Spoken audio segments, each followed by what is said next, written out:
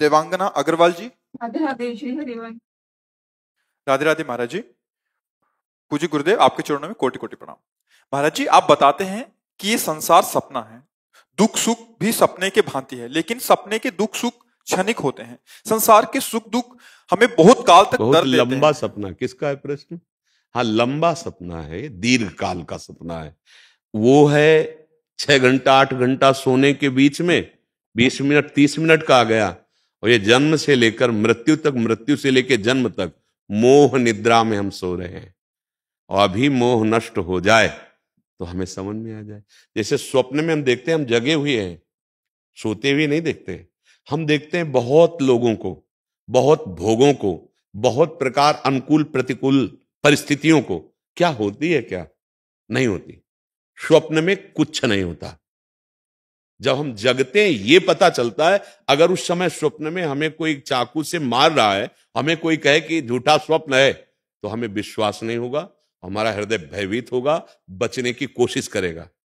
और अगर हम उसे जगा दें तो उसे विश्वास दिलाना नहीं पड़ेगा, वो पक्का हंस देगा कि अरे यार, ना तो कोई मारने वाला था, ना कोई चाकू थी, और कैसा भयानक। कोई कोई तो रो पड़ता है, लोग दौड़ते हैं तो अरे ये तो स्वप्न देख रहा था। मतलब इतना तदात्म हो जाता है। ये मोह निद्रा मोह निशा सब सोव निहारा, देखें स्वप्न अनेक प्रकारा। अभी हम जो आपको जगा रहे हैं तो स्वप्न ही में जगा रहे हैं, क्योंकि हम हैं और तुम हो, यही स्वप्न का परिचय है। जब जगोगे तो सिर्फ आप होगे, न हम न तुम, दफ्तर गुम, एक परम तत्व।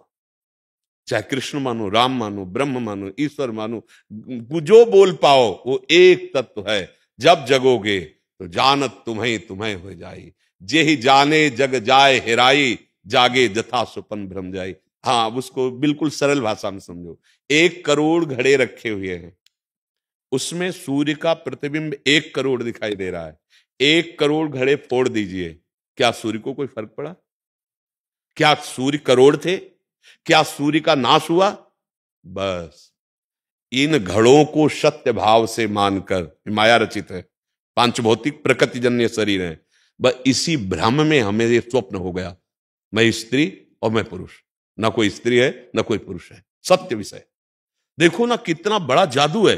आप जब सो रहे थे स्वप्न में तो आपको भला ज्ञान था कि हमारा स्थूल शरीर पड़ा है? हमारे स्थूल शरीर को कोई पीड़ा नहीं है, सैया पे आराम से इसी रूम में पड़ा है। नहीं ज्ञान था ना? ये जागने पर पता चला ना कि वो झूठा है। अभी ज्ञान हो जाए आपको तो ब्रह्मविद ब्रह्मयो भवति, वो ये देख पाएगा कि एकमात्र प्रभु है। अब जैसे किसी ने प्रश्न किया था इसी में कि यदि हम ब्रह्म हैं तो हमारी शक्तियां कहां हैं? जैसे ब्रह्म की शक्ति है उत्पत्तिम च विनाशम च भूतानामा गतिम गतिम वेति विद्याम अविद्यारम षष्टारो भगवान ही थी। वो उत्पत्ति करना, विनाश करना, पालन कर, नाना प्रकार की उसकी शक्तियां हैं। समुद्र और तरंग भेद हो गया, उसको बोला गया समुद्र, और उसी में जो लहरें उठती उनको कहा गया तरंग। अब ज्ञान से देखिए तरंग का नाम क्या हुआ, क्यों हुआ? क्योंकि वो समुद्र में वायु विकार हुआ तो तरंगायमान जो हुआ उसका नाम हो गया तरंग। अगर वो वायु हट जाए, शांत हो जाए, तो आप क्या कहोगे? समुद्र। अब समुद्र में मिलने पर वो समुद्र है, नहीं तो तरंग ही कहा जाएगा। अब तरंग की ताकत समुद्र जैसी नहीं रही, वायु हटे तो समुद्र ही है। एक बूंद समुद्र का अलग रहेगा तो अस्तित्वहीन रहेगा, और वो बूंद गिर जाएगा तो अगाध समुद्र कहा जाएगा। अभी आप अलग हैं, आप अपनी शक्तियों को भूल चुके हैं, अपने स्वरूप को भूल चुके हैं। अभी आप तरंग हैं। जब समुद्र में माया विकार रहित होकर आनंद समुद्र में डूबेंगे तो तस्मिन तज्जने भेदा भावात, भगवान और भगवान के भक्त में अभेद स्वरूप हो जाता है। पर भक्ति की गई दासत्व से तो ऊंची स्थिति में भी दासत्व रहता है। भक्ति की गई जोई जोई प्यारो करे सोई में भावे, तो स्थिति यही रहती है। वो कभी शक्ति का प्रदर्शन या शक्ति की याचना या शक्तिवान हूं ऐसा अनुभव नहीं करता। जैसे महान शक्तिशाली हनुमान जी का अपना परिचय भगवान श्री राम को क्या दे रहे हैं? एक मैं मूढ़ मंदवस, मैं मूढ़ हूं, मंद कुटिल हृदय अज्ञान, और ज्ञानी नाम अग्रगण्यम, और जेहगिर चरण दे हनुमंता चले उसगा पाताल तुरंता। महान बलशाली, अतुलित बलधामम हेम शैलाभदेहम धनुजवन कृशानुम ज्ञानिनाम अग्रगण्यम। ऐसे महापुरुष क्या बोल रहे हैं? एक में मूढ़ मंद बस कुटिल हृदय अज्ञान। विभीषण जी से क्या असमय अधम सक, क्या शक्ति नहीं हनुमान जी में, क्या शक्ति नहीं। राम काज कोई भी ऐसा नहीं जो हनुमान जी न कर सके, कोई भी ऐसा। अब भक्त का हृदय कैसा होता है? बोले मैं कितना अधम हूं विभीषण जी, कैसे बताऊं? ये तो रघुनाथ जी की हम पर कृपा है। जिसको शक्ति का जागरण हो जाता, प्रदर्शन थोड़ी होता है। वो तरंग समुद्र में लीन हो गई, अब उसका कोई अस्तित्व नहीं रहा। क्योंकि जब मैं था तब हरि नहीं, अब हरि है महिला है। बात समझना है। तो ये जो तर्क प्रकट किया जाता है, जैसे कहा था कि भगवान के नाम के वस्त्र आदि टेटू आदि कराना, हाथों में मेहंदी में रचवाना, मुझे लगता है जो आराध्य देव का नाम हम जितना सम्मान करेंगे उतना ही हमारे ऊपर कृपा होगी। तो एक ने कहा कि जब पुल बन रहा था तब राम राम लिख के पत्थर में डाला गया था। ऐसा नहीं है। राम नाम हनुमान जी ने जब एकांत में बैठे थे तो ऐसे अपने नखों से चीर कर पत्थर में लिखा राम, और ऐसे डाला और प्रवाहित हो गया। पीछे भगवान खड़े देख रहे थे, उन्होंने एक पत्थर डाला, डूब गया। भगवान सकुचा गए। हनुमान जी ने कहा प्रभु पत्थर में नाम का सहारा हो गया इसलिए तर गया, और आप अपने कर कमल से जिसे छोड़ देंगे डूब ही जाएगा। जो पुल बना तो समुद्र वर्णन करता है प्रकट होकर, नाथ नील कप नल नील कप दो भाई लरिकाई ऋषि आशीष पाई। लरिकाई बाल्यावस्था में इनको एक ऋषि ने वरदान दिया था कि बड़े से बड़े पहाड़ को आप स्पर्श करके रख दोगे, वो डूबेगा नहीं, वो तैर जाएगा। प्रसंग को पढ़ना, जो पुल बना है वो नल नील स्पर्श करते जा रहे थे, और उसमें जो नाम रचना पर्वत पे या पत्थर पे, वो हनुमान जी एकांत का विषय। इधर की बात उधर घसीट देने में नहीं।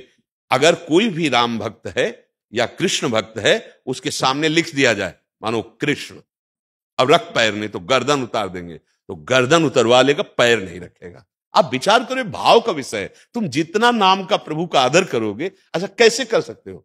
अपने प्यारे की छवि, अपने प्यारे के नाम, उसका आदर आप नहीं कर रहे। तो यही तो हम लोगों में मूर्खता छाती जा रही। थोड़े से पैसे के लिए, थोड़ी सी भूल में हम अपने प्रभु के नाम, अपने प्रभु के रूप ऐसे छपवा कर ऐसे नालियों में, ऐसे कूड़ादानों में लोग फेंक रहे। नहीं नहीं भाई, तुम आदर क्या करते हो अपने? वो कहते हो हम ऐसे, अरे अपने इष्ट के नाम का अपमान करते हो, अपने इष्ट के। और तर्क कितना है? स्वीकृति के लिए नहीं है, नकारात्मक के लिए है। अगर कोई संत, कोई भगवत प्रेमी महात्मा उसका आदर आपके सामने प्रस्तुत करता है तो आपको स्वीकार करना। वचनम करिष्ये तौमे, फिर उसका अनुभव करो आनंद का। तर्क, और तर्क असंगत। श्रद्धा के आगे तर्क नहीं टिकता। श्रद्धा भगवान की प्राप्ति कराती है, और तर्क हमें भ्रमित कराता रहता है। तो हमें चाहिए तर्क छोड़कर ये विश्वास माने भगवान शिव की बात कि उमा कहो मैं अनुभव अपना, सत हरि भजन जगत सब सपना। हमें व्यवहार करके इसे सत्य नहीं मानना। सत्य इन्हीं में भगवान बैठे हुए, उनको मानना है। आप क्या कहना चाहती है? हाजी मैं ये कहना चाहती हूँ कि जैसे ना हमारी चोट लग जाती है, एक्सीडेंट हो जाता है। असल बात, स्वप्न में अगर चाकू मारी जाती है तो लगता है ना, हमें उसका पूरी जिंदगी कष्ट भोगना पड़ता है। हाँ, आप ये बताओ, स्वप्न भर में अगर हमारे 4 चाकू ऐसे मारी गई तो जब तक जगेंगे नहीं, तड़पना पड़ेगा ना। ये जग जाओ भाई, ये तुम नहीं हो, ये मरेगा, ये नष्ट होगा। इसके पहले ऐसी स्थिति कर लो। हम पहले अभी बताया किसी के प्रश्न में कि जब हमारे हाथ को शून्य कर दिया जाता है, मन नहीं जाता, तो काट दे तो फर्क नहीं पड़ता। अगर यही मन हमारा श्री कृष्ण में लग जाए, प्रभु में लग जाए, तो बड़े से बड़ा दुख हमें परास्त नहीं कर सकता। अभी हम सोए हुए स्वप्न में हैं, सच्ची मानिए। ये जगाने का प्रयास स्वप्न में ही हो रहा है। जब जग जाओगे ना तो हम और तुम दो नहीं रहेंगे, एक ही रहेगा। जो दोनों में प्रकाशित हो रहा है वो एक ही है। अभी हम और तुम हैं, मैं और मोर है, तोर और तय है। इसी का नाम अविद्या है। ये भगवान की कृपा समझो कि आपके स्वप्न में संयोग बन रहा है साधु समागम, तो जाग जाओ। जब जागोगे तो ना कोई साधु है ना साधु है। विद्या विनय संपन्ने ब्राह्मणे गव्यस्तनी सुनीच सुपाके चा पंडिता समदर्शिना। एकमात्र वही सच्चिदानंद प्रभु है, और यही दुख मुक्ति का उपाय है।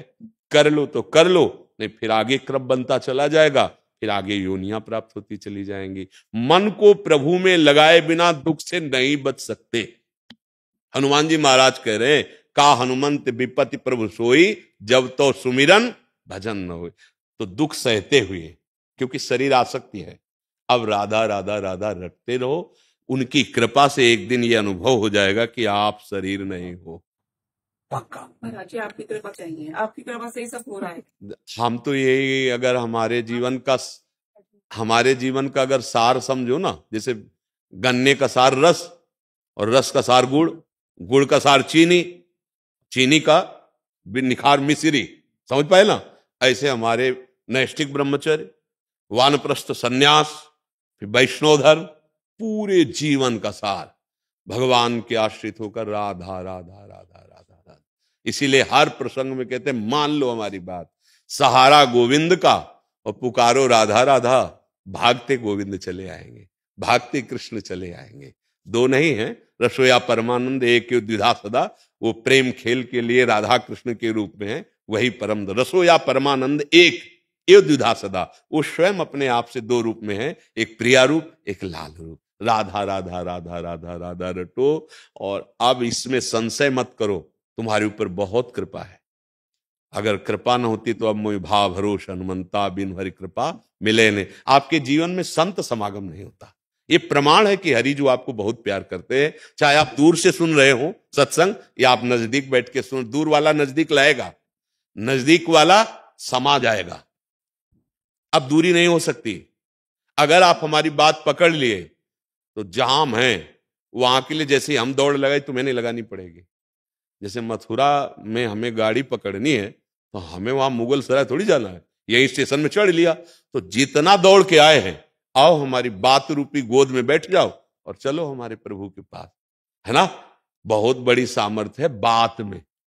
बात अगर मान लिए तो आशीर्वाद मांगने की जरूरत नहीं, वो मिला मिलाया है।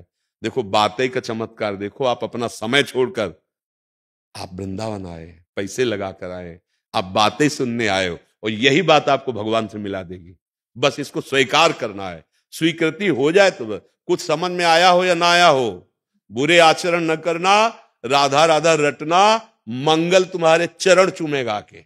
हम विश्वास की बात, अनुभव की बात, शास्त्र सम्मत बात, राधा राधा राधा। हम वृंदावनवासी, राधा उपासी। अब हमें प्रभु को अगर किसी को पाना है तो प्रेम प्रभु का है, प्रेमाधीन भगवान। और प्रेम का मूर्तिमान स्वरूप हमारी किशोरी जो है, सांद्रानंद घन प्रेम मूर्ति किशोरी, प्रीतिरु मूर्तिमती रस सिंधु सार संपदि विमला, वैदग्धि नाम हृदय काचन वृंदावनाधिकारिणी जयति। श्री कृष्ण के हृदय का प्रेम जब रूप धारण किया तो राधा रानी हुई।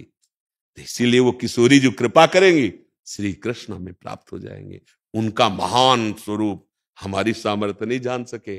प्रेम के द्वारा, प्रेम का मूर्तिमान स्वरूप राधा रानी। और वैसे ही हम कई बार उदाहरण में कहते हैं कि अपराध बन जाए तो पिता थप्पड़ लगा देगा, लेकिन अगर माता की नजर पड़ गई तो दौड़ के आएगी और पिताजी को अपने शासन में लेगी, उसका पर्सनल शासन। अब वो कहेंगे चलो कोई बात नहीं, छोड़ के आ।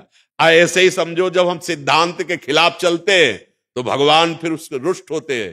पर हमारी प्रियाजू अनंत माताओं जैसा वात्सल्य, और प्रभु से कहा बोले कोई बात नहीं, माफ। श्लोक ऐसे हम कोई बात ऐसे नहीं मनमानी नहीं करते। अनुल्लिख्यानंतानपि तदपराधान मधुपतिर महाप्रेमाविष्टम तो परम देयम विंशति तवैकम श्री राधे गृणति ही नामामृत रसम। लाडली जो राधा राधा राधा ऐसा बोलता है तो लालजू महाराज उसके रजिस्टरे को फाड़ के फेंक देते हैं। अनुल्लिख्यान, और आगे लिखेंगे नहीं, और प्रेमाविष्ट होकर सोचते मैं इसे क्या दे दूं, मेरी प्राण प्यारी लाडली जी का नाम लिया इसने, राधा राधा राधा। बड़े भाग्यशाली है जिनको राधा नाम पे विश्वास हो जाए। खूब भजन परायण रहो भाई, जीवन का लाभ यही। यहां से जब जाओगे तो यही नाम साथ होगा और कुछ नहीं, सब छूट जाएगा। मित्र पत्नी पुत्र पति सब यही। अच्छा वो कब समय आए इसका भी भरोसा नहीं। फांसी वाले को तो बता दिया जाता है कि अमुक दिन अमुक तारीख को, हमारा तो पता ही नहीं है ना। कौर रा बोले और धा न पहुंच पा गया, नहीं ऐसा नहीं है। बोले वो अमुक कार्य करे तो चले गए। इसलिए भाई राधा राधा राधा सब कुछ।